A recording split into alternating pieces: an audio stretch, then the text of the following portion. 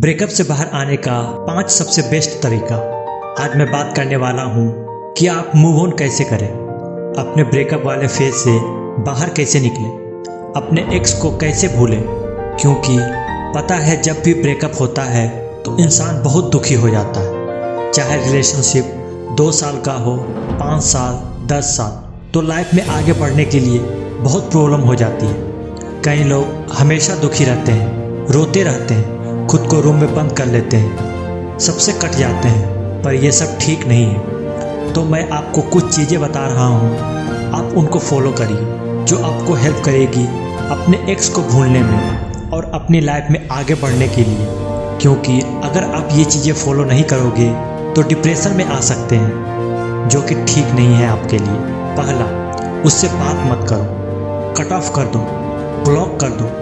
Number, Facebook, Instagram अगर block नहीं करना है तो उसकी पोस्ट को देखो मत। जितना देखोगे उतना मन करेगा कि नहीं बाबू मेरा ये कर रहा है, बाबू का कॉल आएगा।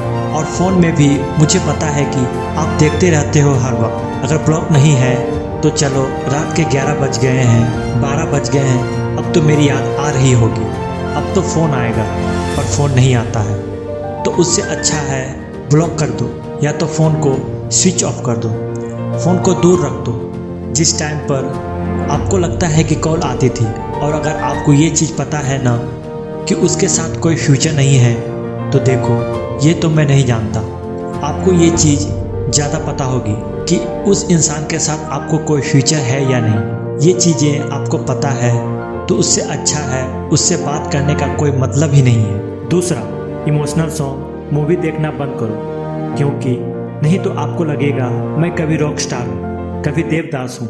देवदास पड़ा रहेगा शराब पीकर, उसके घर के आगे पारो आएगी दौड़ते दौड़ते। तो देखो वो एक फिक्शनल कैरेक्टर था, ना तो आप देवदास हो ना आप पारो हैं। मैं ये नहीं कह रहा हूँ कि आप ऐसी चीज़ें देखो मत, ऐसे गाने सुनो मत, सुनो देखो, पर इस टाइम पर नहीं जब आप मूव ऑन होने की कोशिश कर रहे हो, तो इस टाइम पर अवॉइड करें। तीसरा, अपनी हॉबी को फॉलो करें। बहुत ही ज़रूरी है कोई भी चीज़ जो आपको पसंद हो, sports, dance, music, reading, painting, जो चीज़ आपको पसंद हो आप उसकी क्लासेस ज्वाइन कर सकते हैं। अगर क्लासेस ज्वाइन नहीं करनी है तो बहुत सी सारी ऐसी चीज़ें हैं जो आप घर पर भी कर सकते हैं, जैसे रीडिंग, कुकिंग, पेंटिंग, डांसिंग भी आप घर पर कर सकते हैं। तो ये करना ज़रूरी है क्योंकि इससे आपको थोड़ा सा कुछ पीस मिलेगा और आपका मूड फ्रेश होता रहेगा। चौथा, कोई बदले वाली भावना मत रखो, क्योंकि कई बार होता है कि अब मुझे बदला लेना है, तो ऐसी चीज़ें अपने मन में बिल्कुल भी मत लाओ। क्योंकि आप बदला लोगे तो आप अपनी एनर्जी वेस्ट कर रहे हो, अपना टाइम वेस्ट कर रहे हो, खुद को बर्बाद कर रहे हो और उसको भी बर्बाद कर रहे हो। तो क्यों किसी को तंग करना। कोई बदले की भावना अपने मन में मत लाओ। और पता है, कोशिश करो अपने से ज़्यादा अपने फ्रेंड के साथ या फिर फैमिली मेम्बर के साथ स्पेंड करो।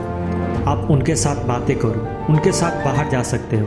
या अगर अब ये भी नहीं कर रहे हो, आप अकेले हो, तब भी खुद को बिजी रखो, कुछ ना कुछ करते रहो। कोई एक्टिविटी, कोई काम, एक्सरसाइज, जिम करो। जितना खाली बैठोगे उतना ज़्यादा नेगेटिव इमोशन आपके मन में आते रहेंगे।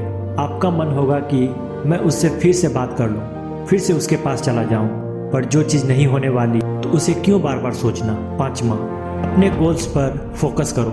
घर बैठकर सारे टाइम अपने एक्स के बारे में तो सोचते नहीं रहोगे, या लेटकर रोते रहो कि मेरा एक्स वापस आ जाएगा, मैं उसके पास चला जाऊँ। यही करते रहोगे तो खुद को तो हर्ट कर रहे हो, अपने पेरेंट्स को भी हर्ट कर रहे हो। आपके पेरेंट्स आपके साथ हैं पर आपका एक्स चला गया है, तो आपको इस स्थिति में देखकर आपके पेरेंट्स भी दुखी हो रहे हैं। उनको हर्ट करना बंद करो, अपने पेरेंट्स के बारे में सोचो, अपने फ्यूचर के बारे में सोचो, अपने गोल्स पर फोकस करो। मैं दावे के साथ कह सकता हूँ कि आप उसको भूल जाएंगे। जो चीज़ें मैंने बताई है उसको फॉलो करो, इम्प्रूवमेंट आएगी। खाली मत बैठो, बिजी रखो खुद को, कुछ ना कुछ करते रहो।